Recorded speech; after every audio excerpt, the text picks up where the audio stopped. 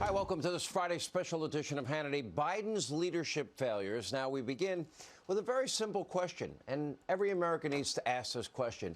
Are you better off now than you were 4 years ago? According to virtually every poll, every indicator, the answer is a resounding no. And Americans now clearly see who is at fault. From day one, Joe Biden has failed to lead on every major issue of our day. Ask yourself, can you name one major accomplishment? Now, some blame Biden's age and obvious cognitive decline.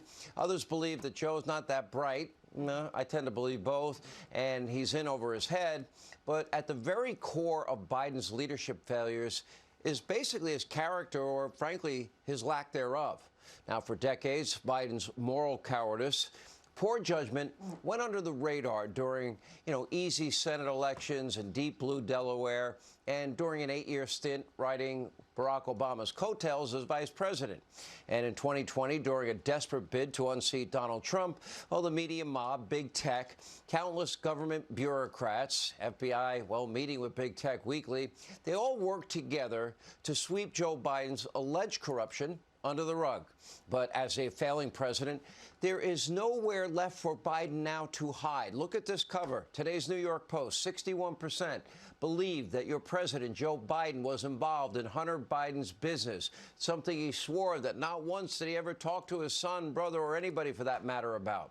Now, the Post is referencing a CNN poll, and the numbers get even worse among independents. 64% of this very important voting bloc believed that Joe Biden was involved in his son's shady business deals. Millions, tens of millions of dollars. China, Russia, Kazakhstan, Ukraine, Romania, Mexico, other countries.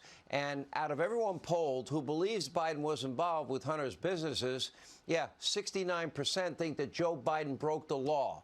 Now, of course, everyone is innocent until proven guilty, but there is real evidence of bribery, corruption, tax fraud, FARA violations, and money laundering. That's why I call it the Joe Biden money laundering and bribery scandal allegations. You have pictures, you have texts, you have videos, you have emails, bank statements, eyewitness testimony, the FBI 1023 form, government whistleblowers, and so much more.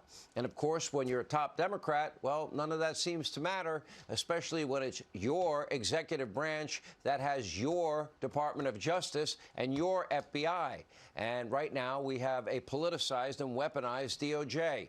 They went after former Virginia governor. We had him on this program, Bob McDonnell. Remember, he took out a loan from a close personal friend, paid it back. They wanted to lock him up for years, but the Supreme Court unanimously, how rare is that? They overturned and vacated the guilty verdict. When it comes to Biden, they can rake in tens of millions of dollars from foreign countries, many adversarial countries, in exchange for access and favors, and then fail to pay taxes on it. But don't worry, the investigator will let the statute of limitations run out. And the DOJ simply doesn't even seem to care. But you, the American people, can see the obvious truth.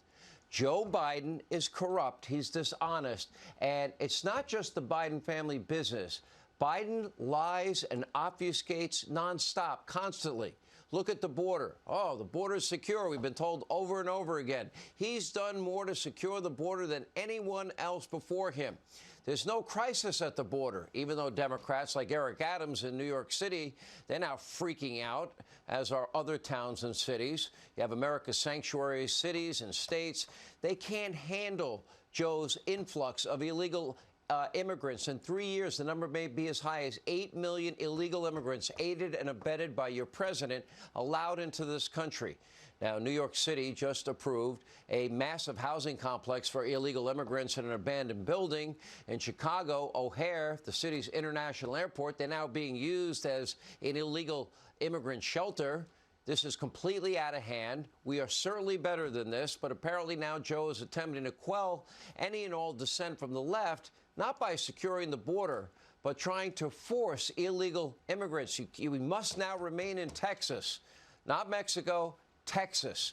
Okay, one big problem. Illegal immigrants from all over the world are now pouring in from the northern border, Canada, in places, they're coming from places we never dreamed of. This is what failed leadership looks like. And under Joe Biden, it will not get better.